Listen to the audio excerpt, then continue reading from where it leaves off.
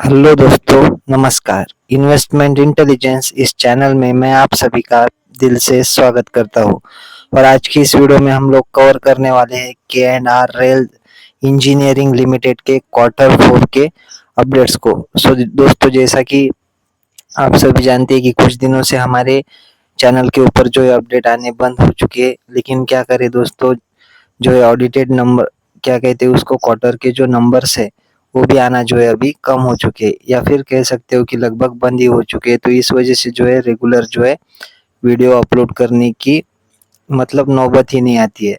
सो चलिए देखते हैं कि ये जो है कंपनी ने आज के दिन अपने Q4 के रिजल्ट्स अनाउंस किए, तो किस तरह के कंपनी के नंबर्स रहे हैं। और नाम से आपको पता चल ही गया होगा कि ये जो है रेल इंजीनियरिंग में काम करने वाली कंपनी देखने को मिल जाती है, यानी कि रेलवे सेगमेंट से बिलोंग करती है। तो सबसे पहले कंपनी ने अपने ऑडिटेड फाइनेंशियल रिजल्ट्स को जो है अप्रूवल दिया है दोस्तों। उसके बाद में किसी भी तरह का जो है डिविडेंड वगैरह कंपनी ने इस बोर्ड ऑफ मीटिंग में तो अनाउंस नहीं किया है। उसके बाद में एक्चुअल नंबर्स को देखना हमारे लिए जो है बहुत इम्पोर्टेंट रहेगा, क्योंकि बहुत ही छोटी जो है ये कंपनी देखने को मिल जाती है। तो सीधा हम चलते हैं कंसोलिडेटेड नंबर्स के ऊपर।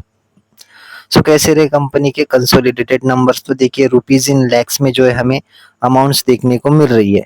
सबसे पहले अगर हम सीक्वेंस देखें तो देखिए मार्च दिसंबर मार्च का सीक्वेंस देखने को मिल रहा है। तो चलिए ठीक है, देखते हैं कि कंपनी का जो है रेवेन्यू फ्रॉम ऑपरेशन कितना देखने को मिल रहा है। तो ये लैक्स में है, मैं आपको करोड़ में कन्वर्ट करके बताता हूँ दोस्तों। तो 240 करोड़ कंपनी का जो है रेवेन्यू फ्रॉम ऑपरेशन है इस क्वार्टर का। पिछले क्वार्टर में था 152 करोड़ और पिछले साल के सेम क्वार्टर में था 153 करोड़। तो देखिए 153 से बढ़कर 240 हो चुका है, यानी कि ईयर ऑन ईयर जो है अच्छी जंप देखने को मिल रही है। क्वार्टर ऑन क्वार्टर की बात करें तो 152 का 240 हुआ है, यानी कि रेवेन्यू फ्रॉम ऑपरेशन यानी कि सिर्फ कंपनी के कामकाज से ही कंपनी का जो रेवेन्यू है या फिर इनकम है वो अच्छी खासी बढ़ती हुई नजर आ रही है। उसमें अगर हम अदर इनकम को ऐड करें तो हमें मिलती है टोटल इनकम। तो वो कितनी है, 240 करोड़ है कंपनी की इस क्वार्टर की। पिछले क्वार्टर में थी 152 करोड़ और पिछले साल के सेम क्वार्टर में कंपनी की इनकम थी 152 करोड़ या फिर 153 करोड़ के आसपास। क्योंकि यहाँ पर देखिए अदर इनकम आपको जो है माइनस में देखने को मिल रही है पिछले साल के सेम क्वार्टर की और इस भी क्वार्टर की। उसके बाद में दोस्तों इतना कमाने के लिए कंपनी ने खर्चे कितने किए, तो कंपनी के टोटल अगर हम एक्सपेंसेस देखें तो इस क्वार्टर के कंपनी के टोटल एक्सपेंस है 253 करोड़। पिछले क्वार्टर में थे 142 करोड़ और पिछले साल के सेम क्वार्टर में कंपनी के खर्चे थे 163 करोड़। तो 163 से 253 करोड़ हो चुके हैं, यानी कि खर्चे साल दर साल बेसिस पे बढ़ते हुए नजर आ रहे हैं। और क्वार्टर ऑन क्वार्टर की बात करें तो 142 करोड़ के खर्चे बढ़कर 253 करोड़ हो चुके हैं। सो जैसा कि आपको पता है कि टोटल इनकम माइनस एक्सपेंडिचर, सो हमें जैसा कि थोड़ा बहुत अंदाजा आ ही गया है दोस्तों की कंपनी जो है लॉस में ही देखने को मिलेगी। क्योंकि यहाँ पर देखिए कंपनी की टोटल इनकम है 240 करोड़ और कंपनी की अगर हम टोटल एक्सपेंसेस की बात करें तो है 253 करोड़। तो इस वजह से हमें अंदाजा आ ही गया है कि कंपनी लॉस में ही देखने को मिल रही होगी। तो देखते हैं कि कंपनी ने कितना लॉस जो है रिपोर्ट किया है। तो कंपनी का टैक्स वगैरह देने के पहले का जो लॉस है वो देखने को मिल रहा है लगभग 13 करोड़ का। पिछले क्वार्टर में था, ये प्रॉफिट में था दोस्तों लगभग 10 करोड़ के आसपास। और पिछले साल के सेम क्वार्टर में भी कंपनी लॉस में ही थी, लगभग थी 10 करोड़ के आसपास जो है लॉस में कंपनी देखने को मिल रही थी। सो देखिए -10 करोड़ का जो है बढ़कर हो चुका है -13 करोड़, यानी कि साल दर साल बेसिस पे जो है कंपनी का जो घाटा है वो बढ़ते हुए नजर आ रहा है।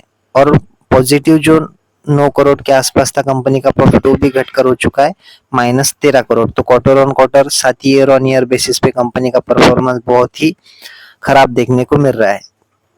सो ये था टैक्स वगैरह देने के पहले का प्रॉफिट। उसके बाद में बहुत सारे टैक्सेस के एडजस्टमेंट देखने को मिलते हैं और बाद में आती है दोस्तों profit loss for the period और देयर। तो वो कितना है, तो वो कंपनी का इस क्वार्टर का जो लॉस है, प्रॉफिट क्या ही बोलेंगे लॉस ही बोलेंगे, तो वो है लगभग 8 करोड़ का। पिछले क्वार्टर में था 6.5 करोड़ का प्रॉफिट, यानी कि पॉजिटिव में था दोस्तों। यहाँ पर ध्यान दीजिए पिछले क्वार्टर में था पॉजिटिव 6 करोड़, इस क्वार्टर में हो चुका है -8 करोड़। और पिछले साल के सेम क्वार्टर में कंपनी का जो लॉस था वो था लगभग 7 करोड़ का, या फिर इसको आप राउंड फिगर 8 करोड़ भी बोल सकते हो।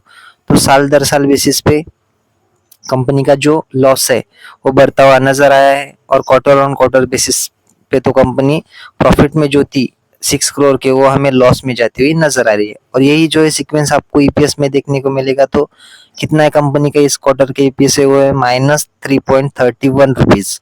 पिछले क्वार्टर में था +2.98 रुपीज, और पिछले साल के सेम क्वार्टर में था -2.23 रुपीज। तो -2.23 का बढ़कर 3.31 हो चुका है, यानी कि क्योंकि आपको पता ही है कि माइनस में अगर जितना हम जाते हैं, सो ईपीएस बढ़ना मतलब नेगेटिव बात होती है, माइनस की अगर हम बात करें तो।